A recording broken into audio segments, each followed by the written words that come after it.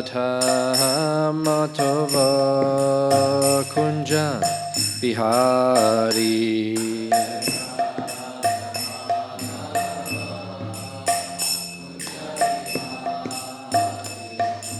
Radha Madhava Kunja Bihari.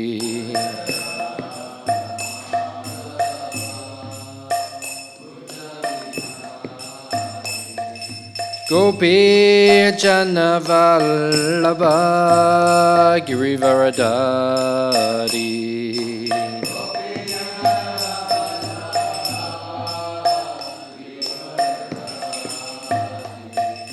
Gopi Janavallabha Girivaradari.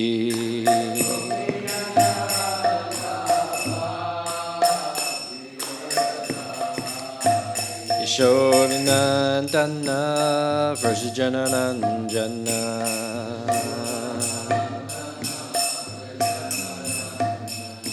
Yashodanandana Vrajjananandana.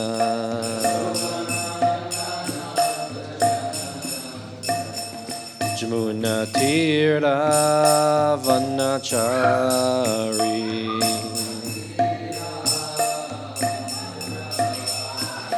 Jamuna Tira Vanachari.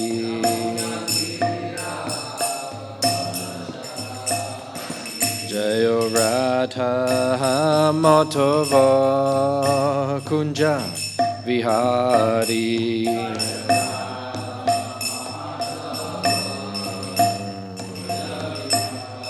Jayo Radha Madhava Kunja Bihari.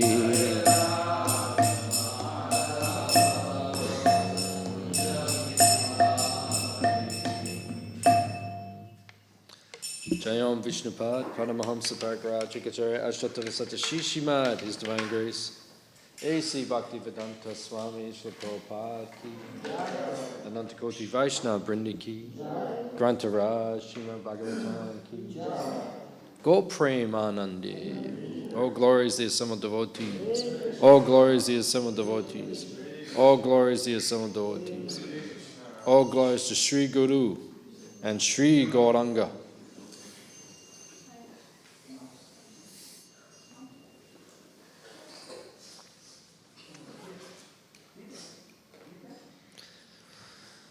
Narayanam namaskritya naram cheva narotamam devyam saraswatim vyasam tato jayam udirayat. Om namo bhagavate vasudevaya. Om namo bhagavate vasudevaya. Om namo bhagavate vasudevaya.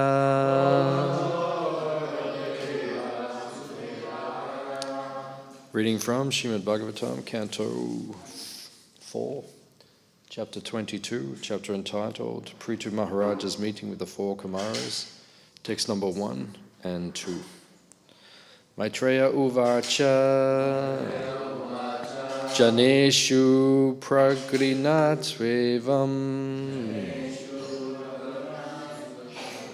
Pritum Pritula Vikramam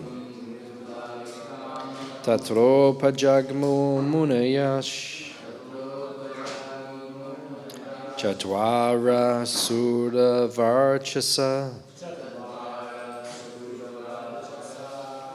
Janeshu Pragrinat Swenam.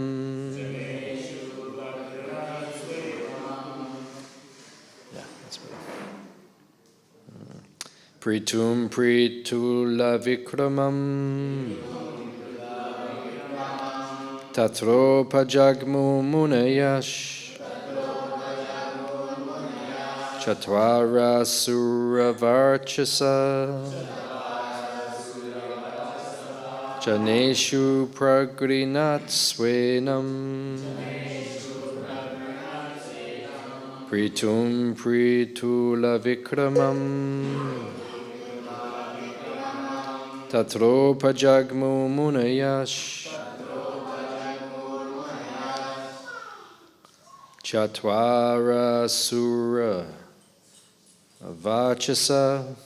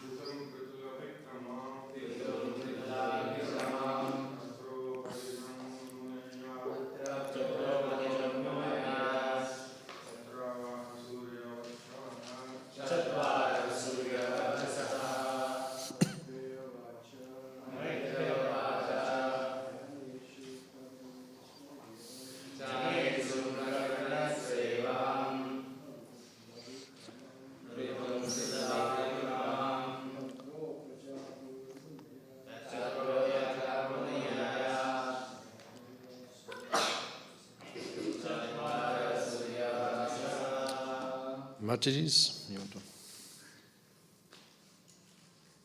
don't want to? You don't have to. Okay. Maitreya Uvacha. The great sage Maitreya continued to speak. Janeshu, the citizens. Pragrinatsu, while praying for. Evam, thus. Pritum, unto Maharaj, Pritu. Pritula, highly. Vikramam, powerful. Tatra, there. Upajagmu, arrived. Munaya, the Kumaras. Chadvara, 4. Surya, as the sun. Varachasa, height. Bright. Translation and purport by His Divine Grace A.C. Bhaktivedanta Swami Srila Prabhupada. Okay, you going to sit down now? You going to sit? Yeah, don't move around, just sit one place. Okay? Good.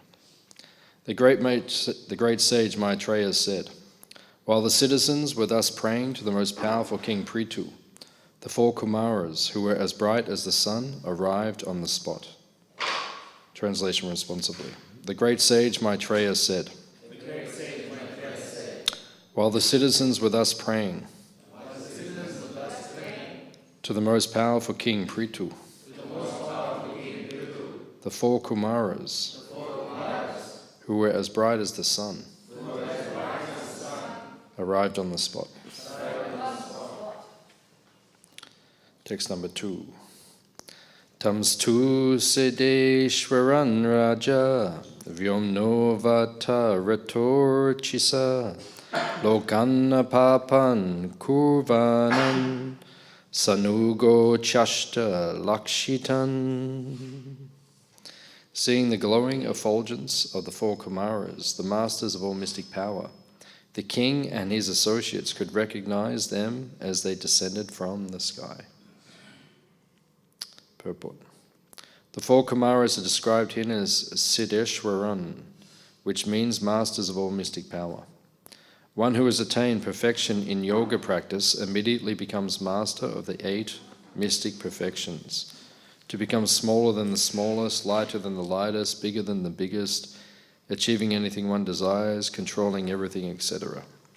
These 4 Kumaras, as Siddheshwaras, had achieved all the yogic perfectional achievements, and as such they could travel in outer space without machines.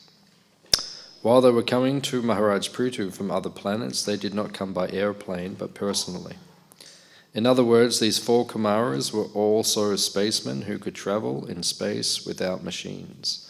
The residents of the planet known as Siddhaloka can travel in outer space from one planet to another without vehicles. However, the special power of the Kumaras mentioned herewith is that whatever place they went to would immediately become sinless. During the reign of Maharaj Prithu, everything on the surface of this globe was sinless, and therefore the Kumaras decided to see the king. Ordinarily, they do not go to any planet that which is sinful. Omagyan Tibanandasya Gyananjana Shalakaya Chakshuran Militam Yena Tasmai Shri Gurave Namaha Shri Chaitanya Manobishtam Stapitam Yena Bhutale Swayam Rupa Kadamayam Tadati Swapadantikam Vancha Kalpatarubhyascha Kripa Sindhu Evacha Patitanam Pavanebhyo Vaishnavebhyo Namo Namaha Jaya Shri Krishna Chaitanya Prabhu Nityananda Shri Advaita Gadadha Shivasadi Gaura Bhakta Vrinda Hare Krishna Krishna Krishna Hare Hare Hare Rama Ram Rama Hare Hare.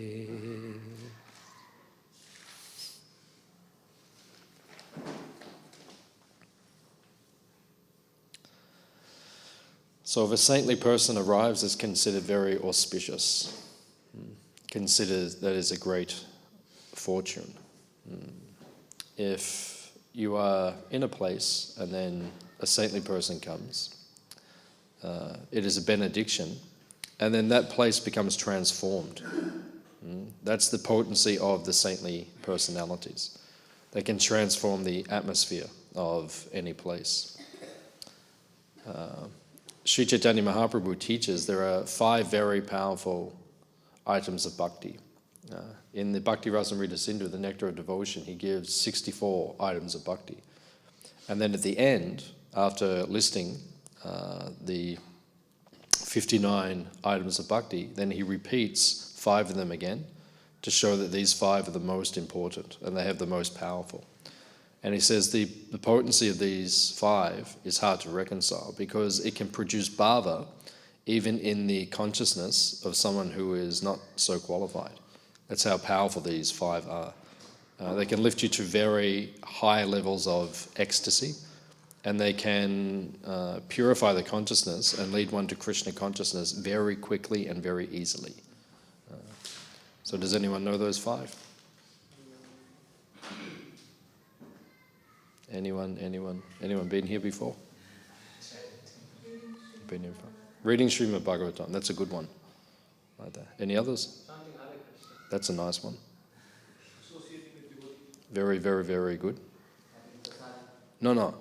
Yes, sir. Wrong. Any more? Worshipping the deity and staying in a dham. Very good. These 5 are hard to reconcile. Sadhu Sangha, Nama Kirtan, Bhagavat Shravan, Srimurtir, Shradaya Sevan, and Mathura Vash. These 5. Very, very hard to reconcile how powerful they are. They transform the consciousness. If you want to make advancement in Krishna consciousness, does anyone here want to make advancement in Krishna consciousness? Yes. A few? That's good. Then, do you want to know one of the secrets? You want to know? Then you have to give me at least 15 rupees. And then I will tell you the secret. But if you do not pay anything, I cannot say it. One of the secrets of becoming Krishna consciousness is to take shelter and fully absorb yourself in these 5. They're very simple. It's very simple. Always meditate on these 5. Make them the mainstay of your devotional meal. Concentrate on them. Rupa Goswami says even one of them can completely purify your consciousness. That's how powerful they are. Only one of them can purify your consciousness. And if you do all 5 together, imagine the effect. Now it's interesting because each one is very powerful. But Bhakti Siddhanta Saraswati Thakur says one of them is the pivot for the other 4. In other words, one of them brings the other 4 to life. But to find that out, you have to give me at least 20 rupees. And I will tell you. Which one is it? Which one brings the others to life? Association of devotees. Someone said. Any other guesses? Nama Sankirtan. Any other guesses? Bhagavatam. Very good. Any other guesses? Prasadam. Yeah. That is wrong, but which one brings the others to life? It is Nam Sankirtan, right? It is chanting the holy name. When you chant the holy name, the others come to life. Because if you're associating with devotees, but you're not chanting the holy names, the association will not manifest to full capacity. Otherwise, devotees come together, and then quite often when devotees come together, everyone just speaks Gramya Katha. Or we call it, Rupa Goswami calls it Prajalpa. I mean, just mundane talk. You can talk that with anyone. Nice day, isn't it? Yes, it's a nice day. How is your foot? Very good. Just mundane talk. That's okay. It's okay to have personal interactive dealings with the devotees, but if that's the only association, then you will not get the maximum benefit. The maximum benefit is when you hear Krishna Katha from the mouths of the devotees. Rupa Goswami says you have to inquire submissively, right? Inquire confidentially, and they will reveal their heart and mind. You are foolish if you associate with devotees, but you do not extract the nectar which they keep within their consciousness, their hearts, their realizations. You could be associating with devotees for lifetimes. I mean, you're not getting the benefit if you don't understand what you can extract from those devotees, their realizations. No. The devotees have so many realizations, especially the advanced devotees. Particularly, Jiva Goswami says, when it speaks about Sadhu Sangha, he particularly says in his commentary, it means advanced devotees.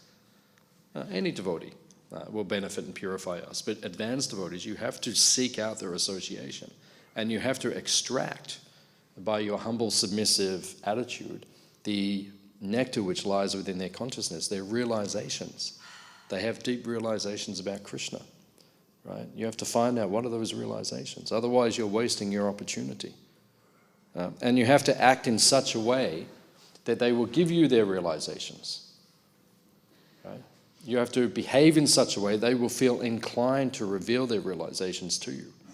Otherwise, you won't get the benefit of their association. So that brings sadhu sangha, nam kita, and then ultimately means when you become very advanced, when devotees come together, they just want to chant together, hear and chant about Krishna. Like Bhurajan Prabhu does these Leela Kirtans. It comes together. Even Atul Krishna Prabhu and Aniruddha Prabhu, they told me, they were in Delhi last year or the year before or something. And they were in Delhi, and then Bhurajan Prabhu happened to be in the same place. So they all had lunch together. And then Atul Krishna Prabhu, he told me that Bhurajan Prabhu, the whole lunch, he just spoke about Chaitanya Bhagavat, pastimes with Lord Chaitanya. He doesn't want to speak small talk. How are you? I'm good. How are you going? I'm good. What have you been doing? Not much. No. The whole time he spoke Chaitanya Bhagavat, pastimes of Chaitanya Mahaprabhu. This is the nectar for which we are anxious, or at least should be anxious. If you're developing a taste for hearing, Vasudev Kata Ruchi, which means you're developing a taste for hearing topics about Krishna, then you're advancing in Krishna consciousness. If you don't have a taste for hearing about Krishna, then you're not advancing in Krishna consciousness. If you do so much service, the result of all the service that we do, and we all do a lot of service, especially in this temple, it's like service loka. Right? That's the planet of the seva. Right? As soon as you walk in, someone gives you a bucket and says, can you mop the floor? And can you tea?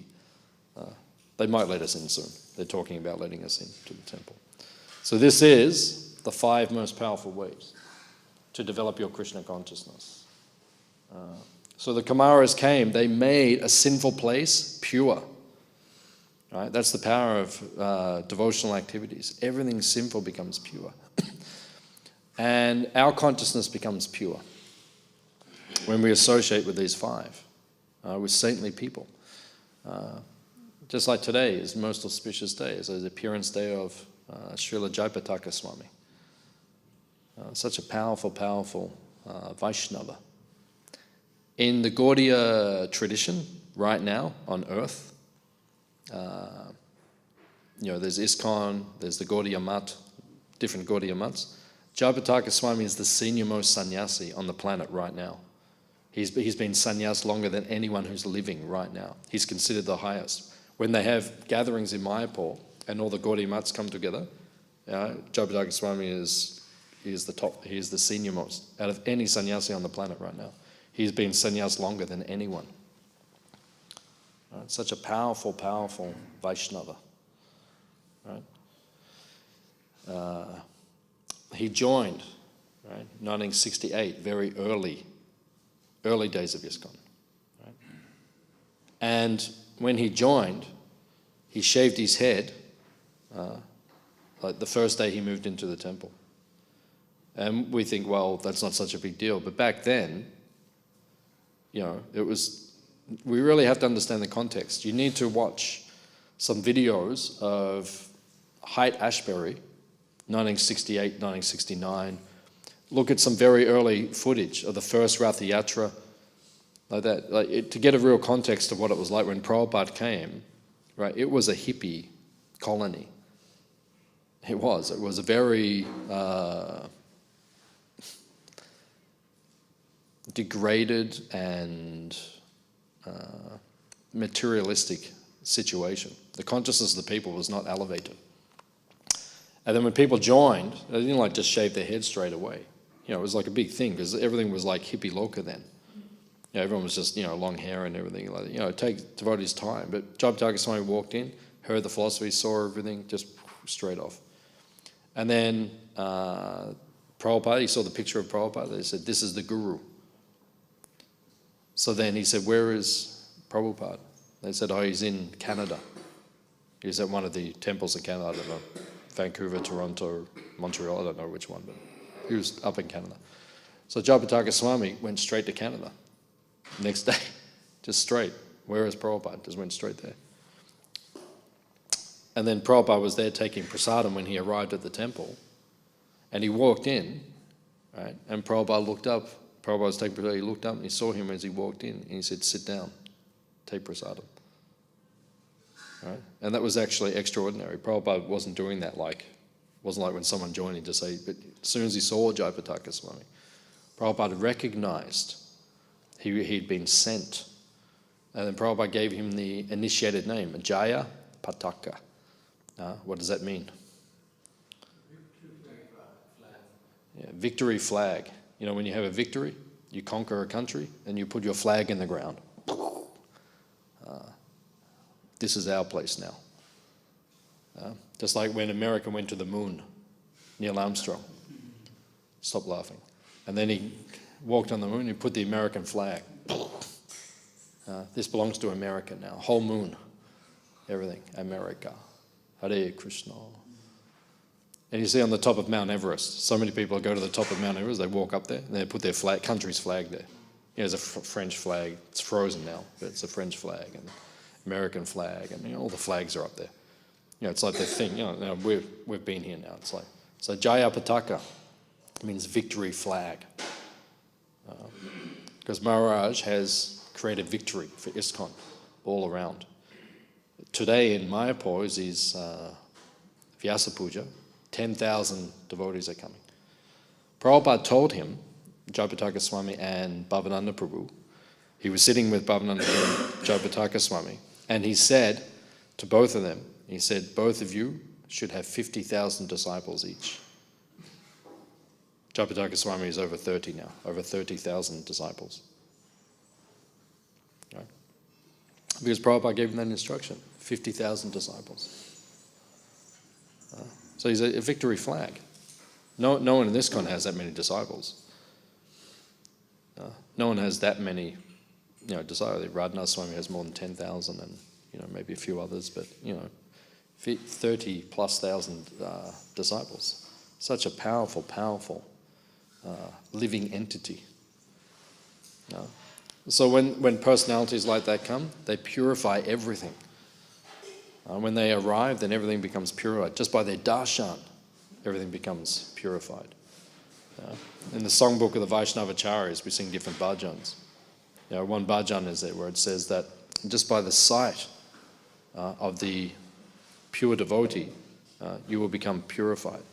Whereas if you take bath in the Ganga, you have to bathe many times. But just by seeing a pure devotee, you will become purified. That's how powerful these personalities are. So the four Kumaras, they came down from their planet. They had mystic cities. Devotees can get these mystic cities, but you have to become a pure devotee. When you become a pure devotee, these things are given to you. You may use them or not use them, but they are given to you. You can do all these mystical powers. Like that. It says Dharma, Artha, Karma, Moksha, they are all maidservants at the house of bhakti. When you get pure devotion, prema bhakti, you get all these mystical powers, siddhas, all these things. It all takes place.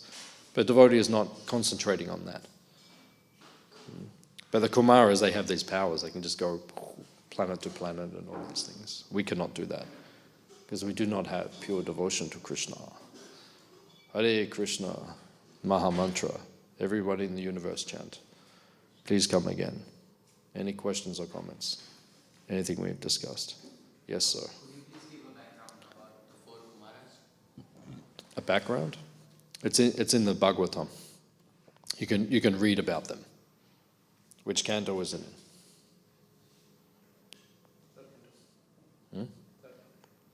Yeah, that is described. Even in the first canto, they're mentioned. Where are they in the first canto? Not third chapter, no. No, it says that when the pastime with Narada, chapter 4 to 6 in the first canto, Narada, it tells how he became Narad Muni. And he took the remnants of it says the Bhakti Vedantas, that's written it says the Bhakti, he took the remnants, that was the four Kumaras. He took their remnants and then he became Narada. So in the Bhagavatam it mentions. And then if you go, the third canto, then there's a description of when they head towards Vaikuntha. like that. And there's some description there, it tells about them. Like that. We have to read Prabhupada's books, that's the point. Do you read every day Prabhupada's books? Yeah, but I'm still reading Bhagavad Gita. That's good. That's good. Yeah, we have to read all of the books like that. Read the Gita. Prabhupada said 1 or 2 hours a day we should be reading. So you can say, well, I don't have time. Then what would Prabhupada say? You have time for eating, you have time for sleeping. So then you have time for reading. You have to reduce your eating and sleeping.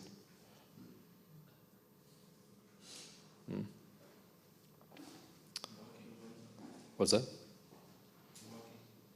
Working, yeah. If you can reduce it. Yeah, if you can reduce it. Like that, so. Okay. As far as residing into the holy Dhamma, how do we reconcile that we should not reside in the Dhamma more than 3 days?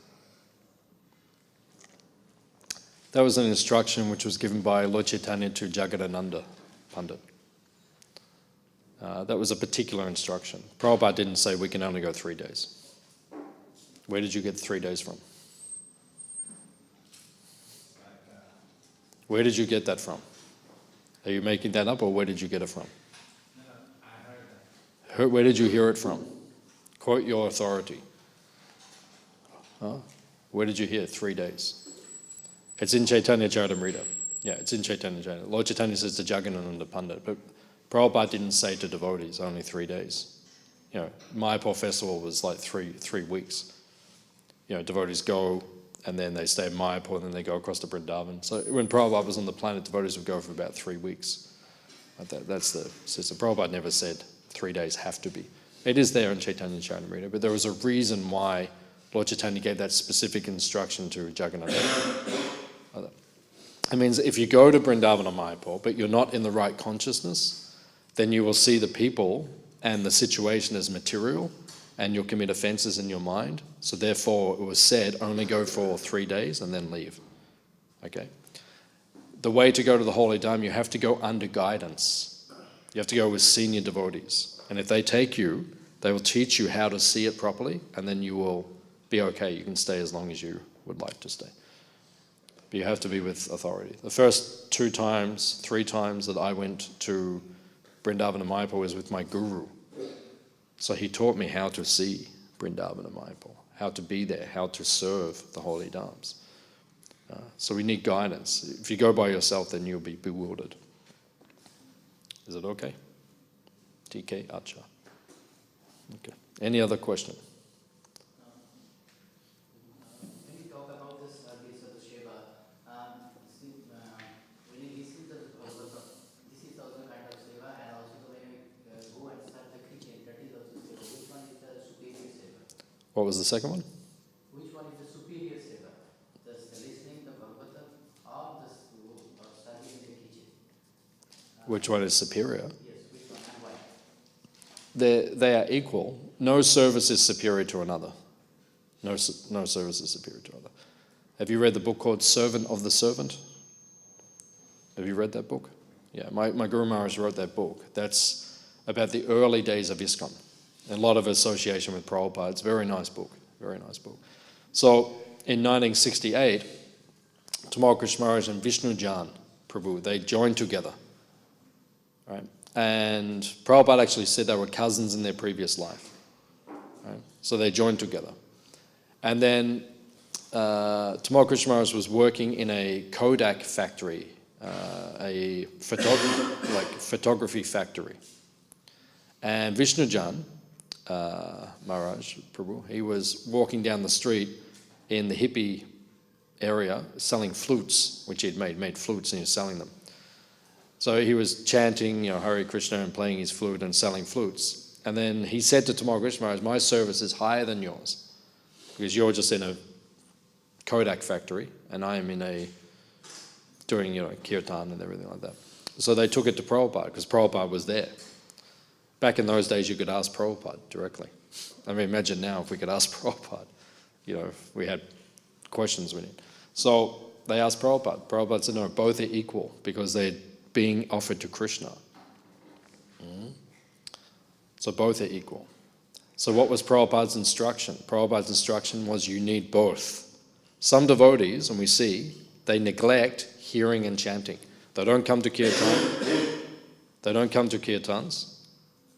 They don't come to classes. They're not reading Prabhupada's books, just service, service, service.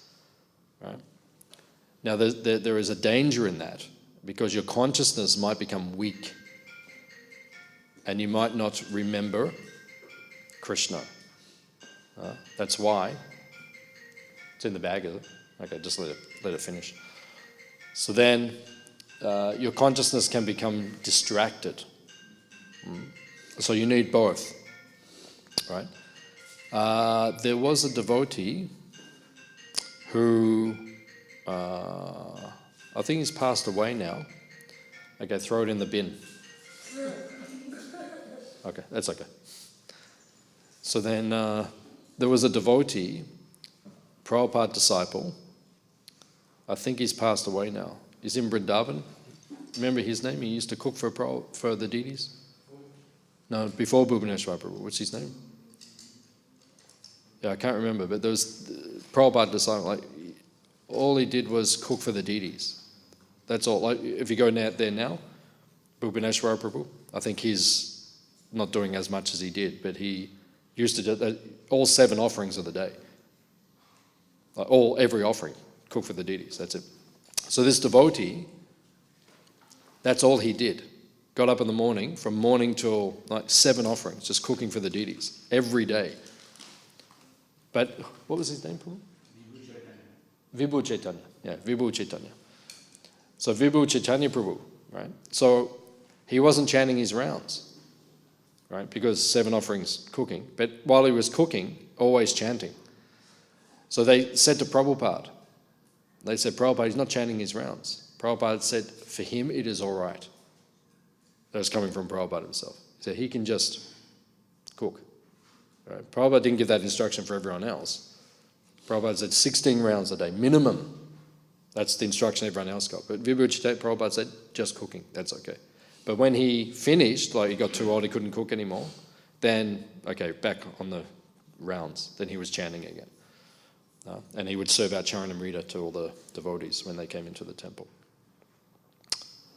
So you have to do both. You have to hear and chant about Krishna. Unless you're Vibhu Chaitanya, you can just do one. Or if you're Haridas Thakur, you can just do the other. All right, put that in the bin. Right? Hare Krishna. So that if you're doing like that, like Haridas Thakur, just chanting, you can do that. That's okay. But you have to be on that level. Not like you're chanting, but you're thinking of money, thinking of women, thinking of pakoras. That's not chanting like that. So you have to do both. That's Prabhupada's system. Prabhupada said, ISKCON sandwich. Morning program. In the morning, hearing and chanting about Krishna. During the day, service. At the end of the day, hearing and chanting about Krishna. Prabhupada, that was the formula. So you need both. You can't do one or the other. You can't not do it. Some people don't do service. They say, oh no, Prabhu, I can't, I'm just chanting. Hare Krishna, Hare Krishna. What did Prabhupada say the Maha Mantra means? Oh Lord, oh energy of the Lord, please engage me in your service. Oh Prabhu, can you do some service? No Prabhu, I'm chanting. Hare Krishna, Hare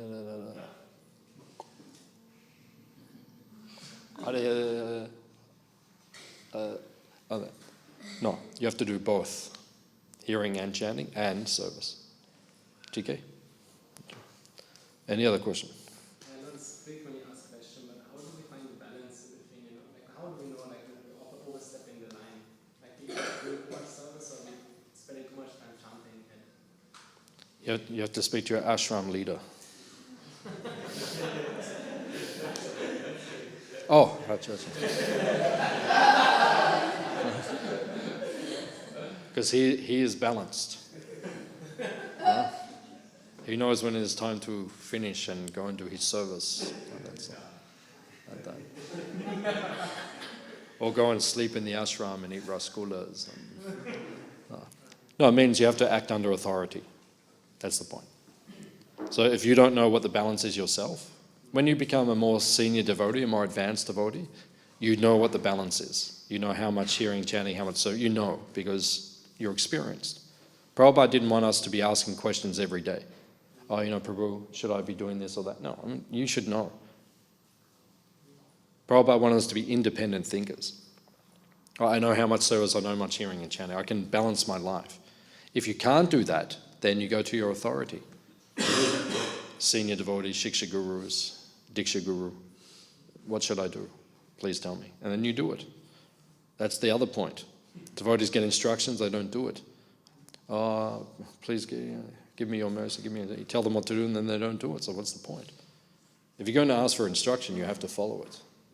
And then you are a disciple. Otherwise, you're not disciple. TK?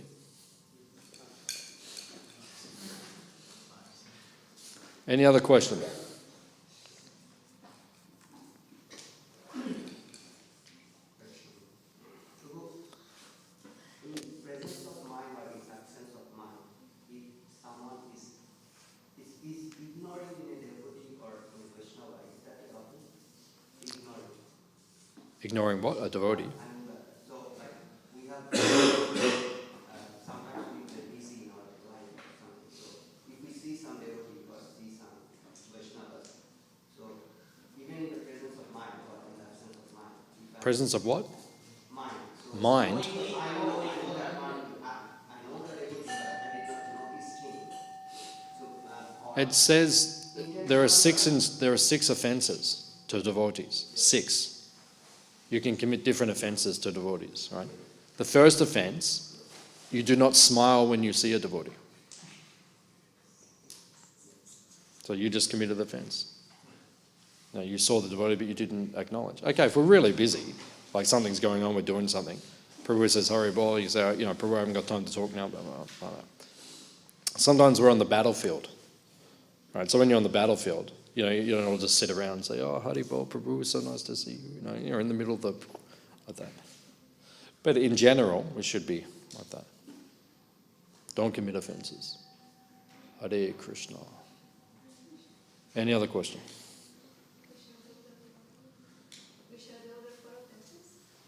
What's that one? There's 6. I can't remember perfectly, but it means, not to smile, and then it means means if you speak inappropriately, like you yell at the devotee or something, but then wasn't necessary. Sometimes you have to yell at the devotee. If you're the senior and they're not senior, you have to yell at the devotee because sometimes nothing else gets through. But you can't just go up to some devotee in the temple, and just yell at them. That's not appropriate. So then there's different offenses. I can't remember the 6 perfectly. The number 6, the highest one, is to kill the devotee. That's number 6. So don't do that. Even sometimes you feel like it. I want to, but no. The Shastra says, do not do it. If you feel like doing it, that's your problem. But if you do it, then that is aparad. So it's in between those. I'll have to get the list. Just do a Google search. Google search, 6 offenses to Vaishnavas. I think it's from the Skanda Purana, from memory. So if you look it up, it will be there. It's in one of the Back to Godhead magazines. About 10 years ago, they published an article. I think Urmila Matiji might have written it. So, any other question? Okay. Srila Prabhupada ki.